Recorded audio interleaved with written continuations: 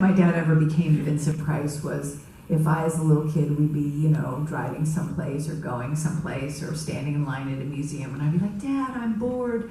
And I'd get Vincent Price, the eyebrow would arch, and he would say, bored? How can you be bored? Life is so interesting. Boredom is the 8th deadly sin. If you're always curious, you'll never be bored. Believe me, I learned not to say that I was bored, but he was right. And I'm a nomad. I've been a nomad since 2016, and I drove into a small town in North Carolina, literally 16,000 people, where I knew no one, checked into an Airbnb. Every single gig I had for the rest of the year was canceled, and there I stayed. And I knew no one. Fortunately, I shared a driveway with this really cool woman, so we would stand 6 feet apart and talk, and I'd talk to people on the phone, but literally I met no one, talked to no one in person for 9 months. I was never bored, and that was my dad. I was in a new place. I'd never lived in North Carolina. It's where I happened to be. So I was going to be curious and learn about it. We led tours. We had to cancel those. We put on events online. I learned how to do that. Really, truly, if you're always curious, you'll never be bored. And then my dad's other pet peeve was that he believed that in school we were sent to school to learn how to be good at one thing, as if that's going to interest us, for the rest of our lives, right?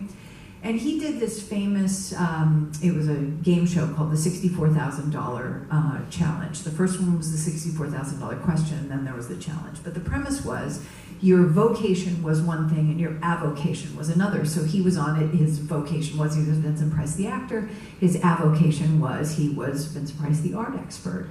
And that was just one of the things he was interested in. He loved deep sea fishing. He was an incredible cook. He was an incredible gardener. Anything he could learn about, he learned about.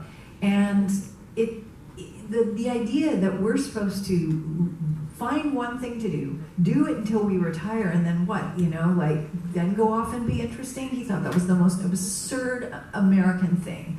And in Europe, and other places in the world, that's not how they think. So he always said, if you limit your interests, you limit your life. And that's, he refused to do that.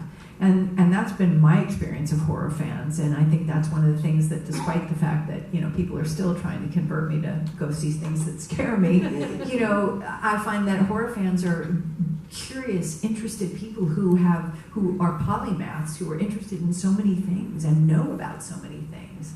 And I think that's part of the whole genre. If I could get over and I'm interested in it, I actually give talks about fear, and I give a talk one time about fear where I showed movie clips, and it was in this great old movie palace in Harlem in New York, and it was really great. And I showed the Marathon Man clip, the dentist, and 3 people got up and left. They literally, I said, okay, word of warning, this is the marathon. 3 people got up, people were had their hands over their ears. There was one guy in the front row, and I made it interactive. We were chatting because I like learning about fear and and why it's so important for us to process our fears. There's one guy in the front row, and he's watching this whole clip, and he has this shit-eating grin on his face the entire time, and I'm like, okay. And I could barely watch it, and we get to the interactive part, and I said, sir, I have to ask you, you smiled during that entire clip. And he said, I'm a dentist.